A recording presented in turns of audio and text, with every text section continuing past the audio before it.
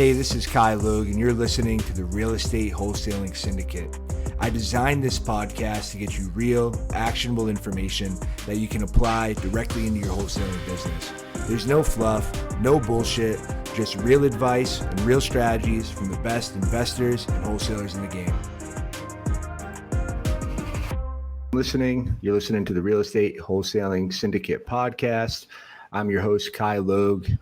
Every week, we do it Friday at 12:30. I have different wholesalers, different investors, different people in the industry come share their stories, share what they're doing now in their business, what's working, what's not, how they got started, and answering any questions you guys have.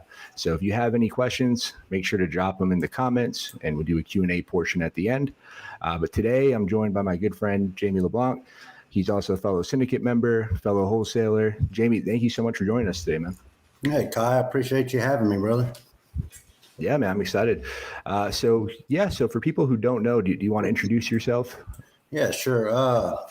My name is Jamie LeBlanc. I live down in Southeast Texas, born and raised in Louisiana.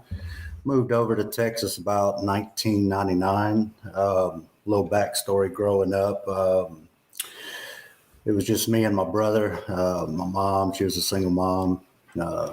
Raised us both on a couple jobs at a time, didn't come from much. And over the years, I learned a lot about hard work and consistency through her. So she's like my big hero. Fast forward, got my career started in the oil and gas industry, working out in the Gulf of Mexico, production platforms, drilling rigs, that type of thing. And so I continued that and excelled my career in that, moved over to Texas, had more opportunity in the refineries, plants and stuff. And for the last 10 years, up until here a few months ago, I was working for a company, Dow Chemical, as a process operator. They had a big shift in the market and did a corporate restructure. So there was some roles eliminated, and I was one of them. I got started in real estate back in 2019. Did a couple flips. I was real green and followed the footsteps of a real estate agent. She was kind of a one-stop shop. She did interior design. She also had a construction company. So she was just, like I said, one-stop shop for the flips. And, I kind of moved on to that, and I wanted to start learning more about going direct to seller. And we all know that's a rabbit hole in itself once you start looking. And I did like everybody else did, jumped into YouTube, started learning a bunch of things. But there was always stuff that was left out that just, had you craving more. So I ended up following a bearded guy on YouTube. Everybody probably knows him, RJ Bates. And I attended his Crucible because I feel like it was a great fit. And I learned a lot of things in the Crucible back then, back when texting was real big. We did a lot of SMS marketing. And so after that, man, I was still working full time, working a lot of overtime, some of it wanted, some of it unwanted. But yeah, so I hired a VA. We were pulling lists nationwide and had a VA calling. Got some good leads from that. The texting, we got quite a lot of responses. We had a good 97% deliverability rate. And I think we were doing somewhere around 65 response. And a lot of those deals fell out. I've never done anything out of state before, much less, even local. So I'm getting started. And so I hit the ground running with all that. Leads were coming in and stuff. Over time, got real busy at work, started working a lot. And it got to the point where I couldn't keep up with the leads coming in, having the conversations when I need to, because we all know speed to lead is the key, right? As soon as they come in, 5 minutes, you need to be on the phone with them. So I ended up having to let my VA go, pause my systems because the W-2 took precedence over everything. And so back in May, I was laid off from that job after 10 years. And I knew it was time. I had been seeing the writing on the wall for, probably a little over a year. And so after I was laid off, so it's time to go full time with this. So ever since then, man, I've just been doing what I can, a lot of organic leads coming in, doing mostly like SEO and just blasting the different platforms, stuff like that, sharing what I do and how I can help homeowners. I love that, man. Yeah, thanks for sharing, dude. Yeah, it's definitely it's a roller coaster. You know, as anyone's been in the game knows, or anyone's just starting. You know, it's a lot of ups and downs, and on social media they see a lot of looks like all sunshine and rainbows. Definitely, yeah, it's not like that at all. So it's not. It's work, man, and it takes a mindset, and you got to be consistent with it. 100%. So you were doing the oil and gas, that for 10 years. And you might like to get into that for a bit. I know it's, I feel like most people, if they're not in entrepreneurship yet, they feel like they have that security, being at a W-2 job. And it's kind of one of the big reasons they don't want to leave and start their own thing is because, that's what you're always taught growing up is you have the security blanket, you're working a W-2 job. It's going to be there. It's not going anywhere. I mean, I know you said you kind of saw the writing on the wall, but I mean, after 10 years, does it kind of hit you as a shock at all? Well, it really did, man. It was a shock to my mindset, really, because I knew I was gearing up and wanted to go full-time real estate to where I could have that freedom to be home with my kids, do things with my kids. And, I was away during holidays, birthdays. I mean, I worked days and nights, 12-hour rotating shifts, tons of overtime. So you miss a lot. You miss a lot of stuff. And so to backtrack, I was wanting to go full time into something for myself, and real estate just made so much sense, right? So it was a mindset shift because I wasn't mentally ready for it, because I had that in the back of my mind. I got a great job; it's a 6-figure job. I got the job security. This ain't going anywhere. This is a huge chemical giant, corporation, but really and truly, what's job security? I mean, look at what happened, right? And I have no ill will, man, at all. I mean, it's I'm glad I had the opportunity to learn what I did being with that company, because a lot of that stuff I can put forward towards real estate. Now, so I know it sounds kind of odd. How do you put oil and gas to real estate, right?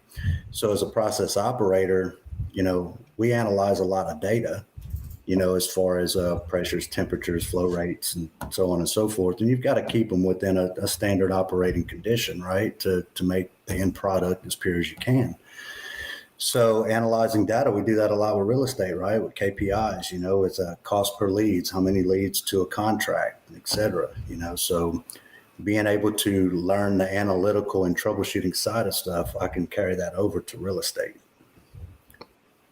Yeah, no, I think that's true, man. I think, business is business, and, all your experience matters, and it's definitely applicable and can carry over even if you don't see it right away. I feel like it, I found a lot of stuff I did previously definitely carries over. Yeah, I agree, man. I agree. But so, let's jump into mindset, because I feel like that's one of the biggest struggles everyone has. It's really it's a big battle of mindset, working for yourself, being in a business, and you have to deal with self-doubt and all the negative self-talk and a little bitch voice that never seems to go away. Right. But what do you do? Like, how did you, what was it like? You're kind of like, you didn't choose to leave the nest, you're kind of thrown out of it. And then you're just, it's game time. Right. Well, I believe you got to sit in your shit for a little while. And really let it marinate, and then until you get a clear conscience on where to go forward, right? So the biggest thing was like, okay, well, I was making a great income with it, so that's just, that income's gone.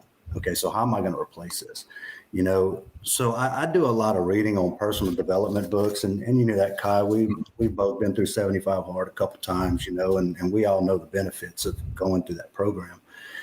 And so for me, man, it's just, I had to sit in it for a little bit, and just try to just let things go, or let things flow as they're going to flow, and not force anything to happen, because the way I see it was like, back to the writing on the wall, there's a lot of, I believe God shows you things throughout a certain time period. And if you don't lead in that direction, he's going to put you on that path, and he's going to shut those doors in your face and say, look, it's time to move. Right. Yeah. So I firmly believe that. And so as I was, just marinating in what had happened and everything, started getting a lot of these little serendipities, just, people, topics, invitations, and just a lot of things pertaining to real estate just influx into my life, and it's like, okay, so this is the door. This is the door. And since then, a lot of other doors have opened up. And let's say you invited me on your podcast. It's my very first one. I've never done this before. So I appreciate that, letting, you pushing me outside of my comfort zone and pushing me to grow. So yeah, it's the mindset thing, man. It's just, you got to sit in it for a little while, and then you've got to come out better on the other end. So what's helped me is reading, doing a lot of reading. Like there's a book called Unfuck Yourself, if I can say that, which is a good one, and then there's The Subtle Art of Not Giving a Fuck. That's another, and then, you got to build yourself back up and try to get yourself back to where you were before whatever happened. Right. So read some Atomic Habits. I think that's James Clear that did that. So it was a lot of mindset work just to get back to the mindset I had before all the stuff happened. 100%. So what advice would you have for someone, and they kind of shared some actionable tips there, but what advice would you have for someone they're kind of in the thick of it, they're going through it and, is trying to get to the other side? Man, I say, head down, focus, just sit in it for a little while, but don't sit in it too long. Get up and move. Get up and start talking to people. You want to sit there alone for a little while. You feel, depressed, let down, defeated. Feel like life was coming at you from all different directions. But the thing is to build the strength to keep going. 100%. No, I love that, man. So let's change gears a bit, kind of go back into wholesaling. So I know you said you first started, you found that great community with RJ. How important was that for you, having the right group of people around you and having a mentor or a coach like that? Well, starting out, man, you don't know a whole lot, right? So I think the key is to network with people and get in rooms with people that are doing the things that you would like to do. And I believe in relationships. So you go in and you form these relationships with these people, and you find the ones that you click with the most. And I think that's where a lot of it would come from, because when you network with people that are very like-minded and are going the places that you want to go, and if you can provide them value, I feel like, they would guide you. At least that's how it's been for me. I learned little bits of things from a lot of different people, and I learned a lot of stuff from few people. And to me, that's built on trust and the relationship. 100%. So let's walk through your first deal. So when you first get started, you're still working the W-2. What did it look like getting your first deal? Okay, so I had a friend of mine. His name's Parker. He's out of Houston, and he found this deal over in Vidor, Texas, which is maybe 20 minutes from me. And this deal, I ended up scooping it up for $58,000, and we went in and done a complete renovation to it. We put about $62,000 into it. So my all-in costs before holding costs and all that was right at about 128. Roughly run to 126. And that's with the points up front and all that through the hard money lender. So we did all that work. We listed it for 183 and we ended up selling it for 179. Now that deal, it sat on the market for 6 months. So I had a lot of holding costs with it at 12% interest on the hard money, plus all of the utilities, keep them on for showings and whatnot. But I did make a little bit off of that, but I got a lot of knowledge with that first one, So basically I got paid to learn, because being that it was my first one. Yeah. So is that like did you guys fix it up, or is that just like a wholesale type of deal? Or? No, it was a full blown rehab, and it was a flip. Yeah. So as far as my first wholesale deal, think my first wholesale deal, I did 14.5 fee on that one. This one was in Orange, Texas, and I think I picked that house up for 45.5 and flipped it for 60. Nice. Yeah. So the guy that bought it, he came in and he did all the work and listed it for 197. So there was plenty of meat on the bone left for him, and he made a good chunk and moved on to the next one. Yeah, that's badass. So how did that compare to fix and flip? Was it There's a lot of moving parts with fix and flip. A lot more than wholesaling. Now there's quite a bit with wholesaling too, but to me, it's an easier business model. Also with flipping, you've got a lot of risk up front. And what's the risk on the back end? Is it going to sit for a week, or is it going to sit for 90 days? Is it going to sit for 6 months, or is it going to sell at all? So, and it's also a slow paycheck, So it say you go through a 6-week rehab, and it, say it sells right when you list it, right? Well, you're still waiting 6 weeks, versus wholesaling. You can wait 6 weeks for a paycheck depending on title, and what kind of issues arise from that. But I prefer wholesaling over flipping. Me too. Yeah, it was, like I said, a lot of lessons learned doing. I'm definitely grateful for the flips we did, because we learned a lot, and we did real well on some, but we lost some money on the last one we did. And I'm like, man, I should have just wholesaled it. I would have made something. And I just literally wasted all this time managing contractors and jumping through hoops and dealing with, buyers that they don't like the way this looks, or, right. bullshit. But there's a lot of what ifs and all that in there, and then you got your contractors. If you don't have good ones, they could just not show up one day, There was a lot of kink in the timeline. Yeah, or they do a shit job and you got to hire another one after. And right. Yeah, lots of surprises. I always think it's going to be real easy. Like, oh, it's in and out. And every flip we did, it was a lot more than we thought. Right. But awesome, man. So going back, I really like what you said about you learned a lot, or you learned a little from a lot of people, and then you learned a lot from certain people. What were some of the best lessons you learned, and what do you wish you knew when you first started that you know now? When I first started, I wish I knew the exact people to go to. I wish I knew that at the time about shiny object syndrome, right? Because let's face it, you hop on YouTube University, right? Yeah, you can learn a lot. There's also a lot of misinformation out there. And it's one of those things where,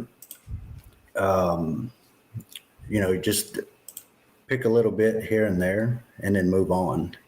Find something that you're highly interested in, niche down in the wholesaling business, and go strictly for that. Find the, I'm not going to say guru, but find the expert in that, but make sure that you click, and like I said, relationships for me it's a big thing. And back then, I wish I would have attended more RIAs or events back then, instead of sitting at home or on the job, whatever, watching YouTube videos and trying to get my master's degree,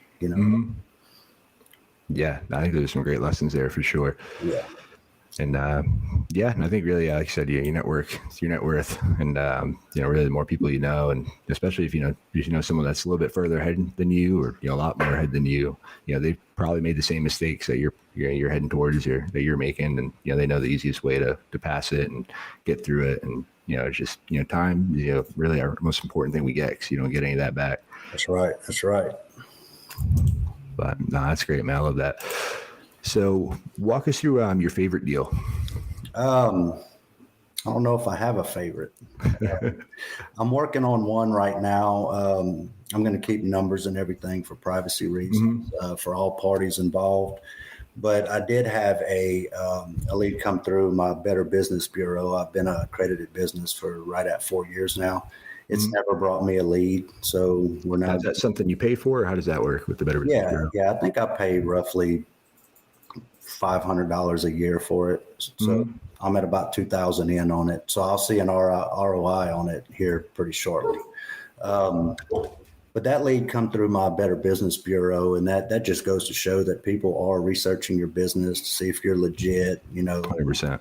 And so it came through, and a real nice lady. She inherited a house after her mom passed back in April, and it was her childhood home. It's where she grew up, and she actually lives just north of Dallas in McKinney. And so she approached me. She gave me a call, and we discussed it. She said she'd like to meet me, and being that it was local, it worked out perfect. She's 20 minutes from me. So I went over there, met her brother, saw the house and all that stuff, and came home that night, ran some numbers. The next day I was able to give her a cash offer. And but she did have some meetings with a real estate agent the next few days. So she wanted to meet with her because she was trying to weigh her options on the house, and she was wanting it gone because she's ready to move on with her life and, just kind of cut ties with the past, basically. And so she met with a real estate agent, and then she gave me a call, and she said, "Mr. Jamie, we're going to accept your offer." So there was no negotiation. My first offer, I felt it was fair as could be, and then her not asking for more or trying to negotiate or anything, it told me that it was perfect for her. So from there, I have a friend of mine that's he's been looking to get into real estate for the last 3 years or so, buying his first rental. And I presented it to him, and it was perfect for him. So this is going to be his first rental. We went under contract with him 2 days ago. And he also needed a contractor. So I have some good friends out here that do some contracting. So I was able to refer him to my other friend. So I've got to say, this is probably my best deal today. I mean, my favorite, because not only did I help her, but I also brought my friends into it too, to where all my friends can win. Right. And back to relationships. That's right. I feel that's the most important thing, so all in all, we got a 4X win on this one, homeowner, the buyer's getting his first rental. My contractor friend, he's getting some work, and then me, I'll get a coffee, and I'm perfectly okay with that. Yeah, no, I love that, man. Like you said, it goes right back to what you're saying about how important relationships are in this business, and really in any business, because it's so much easier to go through someone you know and trust, and they know and like and trust you, and you're not just going through and just hoping, fingers crossed, that you pick the right person out of a hat. Exactly. That's awesome, man. So awesome, man. So so I think that was a great one. So do you have any other examples or things that have happened in the business, like the building relationships that paid off for you? Because I feel like everybody talks about it, but when you have those examples, I feel like that's always real helpful for people. Yeah. Well, I mean, I can just name a few, man. As far as personal wise, I'm part of your syndicate. So we formed a relationship, man. I've gone out, I've gone out to your events and stuff, and we've met up in California, for Scale and Escape. We've known each other for a while. Apex connected us. And I appreciate, you being my sidekick, being on my side when I need you, and vice versa.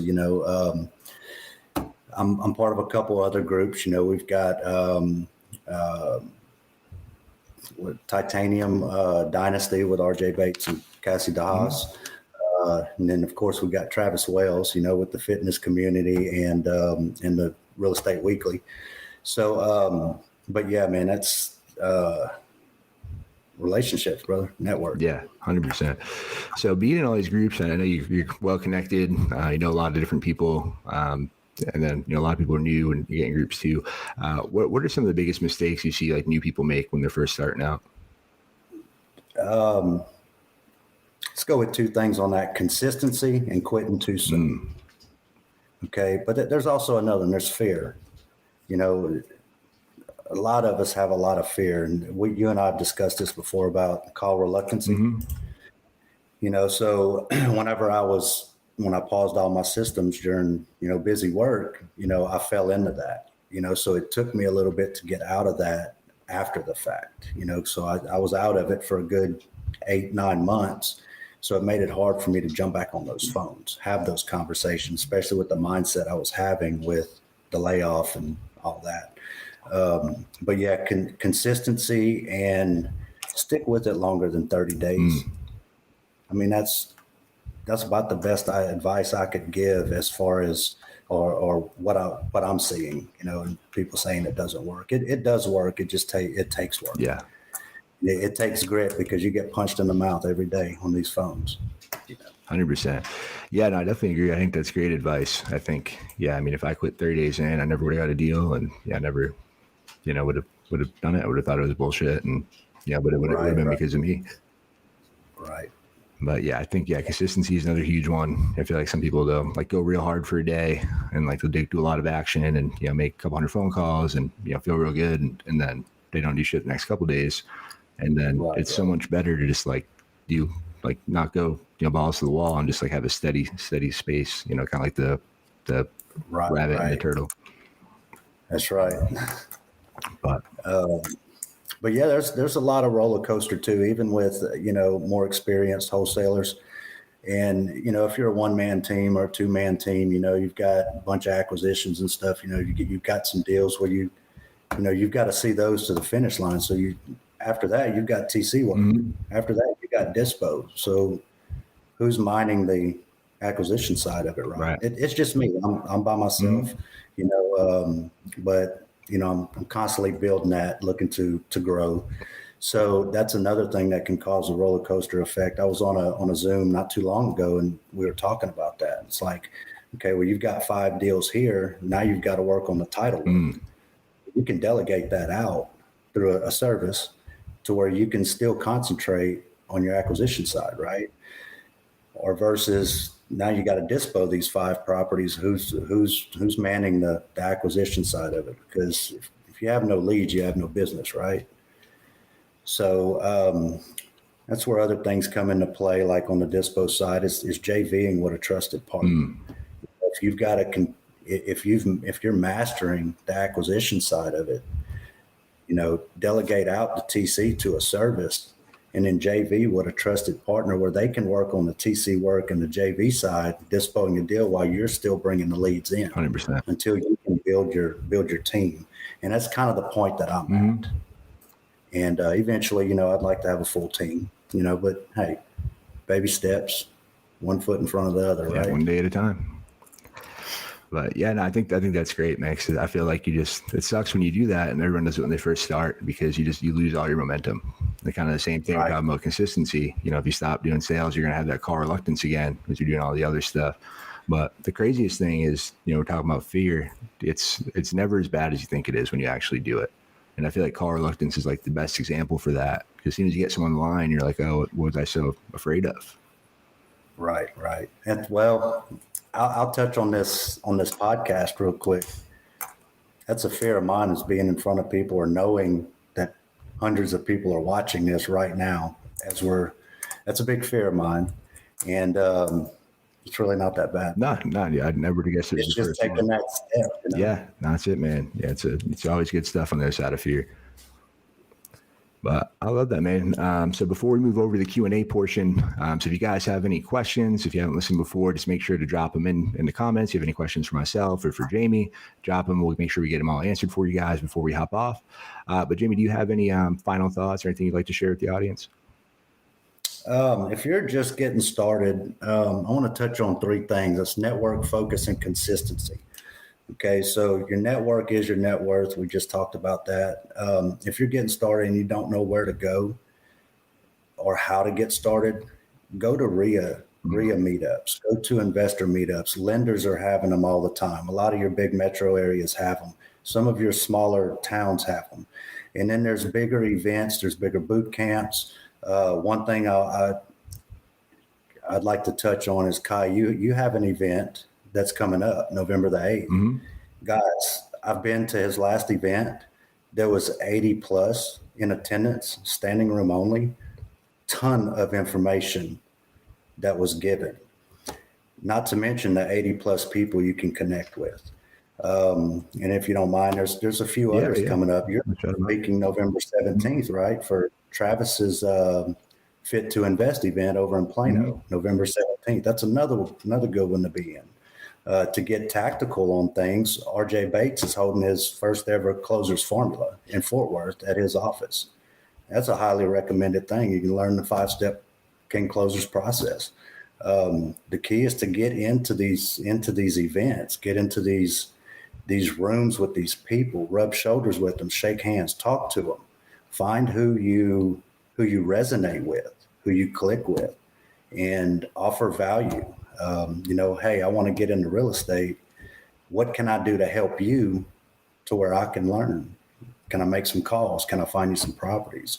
The other one is focus. Once you find the people, you find what you want to do, focus on that one thing, whether it's a single marketing channel, whether it's a certain type of property, a certain type of seller. If you're going after seniors that have retired and want to move, hone in on that list.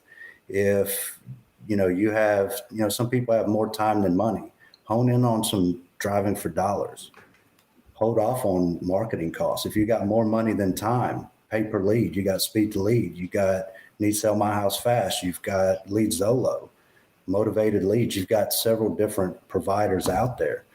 And the next one is consistency. Once you find the niche that you want to hone in on and you've got your focus on that one channel, stay consistent with it before you go squirrel brains looking for the next shiny object, because those shiny objects are out there and they will catch you. 100%, man. Nah, that's some great advice, man. Well, Jamie, I really appreciate you coming on. What's the best way for people to connect with you and see more of what you're doing? Yeah, I'm not a big content guy, Ky. I don't put out a lot of content there, but to connect with me, you can find me on Facebook or at the Jamie LeBlanc on Instagram. You shoot me a DM. If I can help provide any value in any way, reach out. I'm always there, answer your questions or, whatever. I want to see everybody win. I love that, man. I love that about you. And yeah, man, I'm real happy you came on and, got to do your first podcast together. And I'm sure it's going to be the first of many. So thanks everybody for hopping on. And Jamie, thanks again for coming on, man. I appreciate you. Yeah. Hey, this is Ky Logue. Thank you for listening to the podcast. I truly appreciate you. If you want more of this information and you want to see these actually recorded live, go ahead, join our Facebook group. It's the Real Estate Wholesaling Syndicate. It's right on Facebook. Google it, you'll find it. Type it on Facebook, you'll find it. I look forward to seeing you guys in there. We give a ton of free information in there, a bunch of free trainings, free courses. You get all the scripts, contracts, everything you need, A to Z, absolutely free. And I look forward to seeing you on the group.